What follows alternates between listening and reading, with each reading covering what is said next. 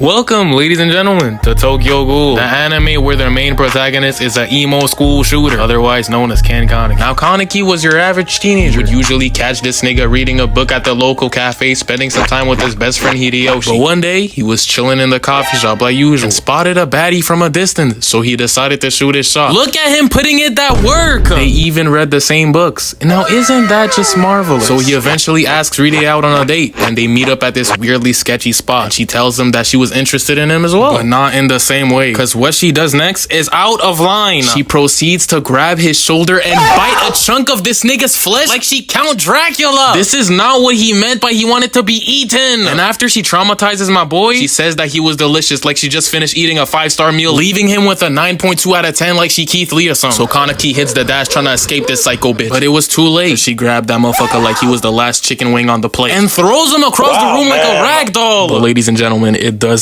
end there, because she tells him, I'm going to gently scramble your insides. She about to turn this nigga into some craft dinner. But then a miracle happened. The ropes from the inside of the building snapped and let a bunch of metal rods to fall on Rize, leaving her dead. Look at this bitch. She is dead. The next morning, he woke up in the hospital with good and bad news. The good news is he's alive and well. The bad news is his guts were shattered from the fight and had to fuse some of Rize's body parts with his own so he can survive. As you can see, this anime is very gory, but somehow this shit gets even worse, bruh. So fast forward later, he decided to take a little walk to clear his mind, but it was too late. The crackhead in him started to itch for some human flesh. This nigga started tweaking out so much, he was out here looking left and right at people like there was some McDonald's chicken nuggets. The people of Tokyo knew he was off that perk 300. Look at what he has become. So after he runs home in hunger looking for some kitchen knife, because it is said that steel does not hurt or affect ghouls, so he stabs himself in the stomach with a steak knife. But as expected, the knife broke in half. It's really not looking good for my boy now, because he can't even eat normal food anymore. Everything tastes like dookie juice. He can't even savor the burger he was planning to eat. This shit is just tragic, man. Now in this scene, we see Kaneki and Hide walking with Nishiki, because apparently he had some to show them. In a dark alleyway? Really? Is that not a little suspicious? So after he gets them in an area with no witnesses, because keep in mind he's still a student on the campus pretending to be human, so he has to keep shit low-key when he decides that he wants to eat a human being at the school. Suddenly he decides to give Hide the Mbappe special and kick him so hard his leg does a 90 degrees angle, and it sends him flying into the alleyway. Rumor has it he's still counting sheep as we speak. Then he grabs Kaneki by the neck and lifts him up and breaks the wall. This guy is a Disney high school bully. After he says, you think I don't know your plan? You were planning to clap my girl's cheeks, weren't you? Then he gives him the roundhouse special. But he went too far with this next one, because he threatened to decapitate his best friend in front of him, and that triggered some in my boy, because his Kagane got summoned and he became the emo boy of death. Just look at this man's combos. A true Opium member. Playboy Cardi would be so proud. And just look how he left him hanging. Literally, a chunk of this nigga's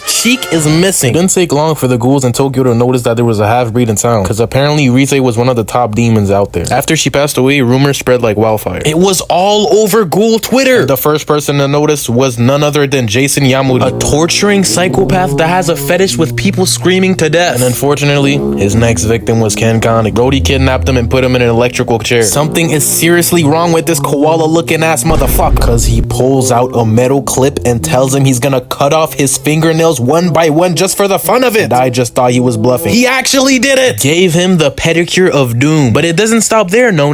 Because he whips out a venomous centipede and shoves it up his ear! Oh my god! So after he goes through that hell, he unlocks Ultra Instinct and frees himself from the chains, and uses it to choke him. Let's give a round of applause for Kaneki, just for the freedom.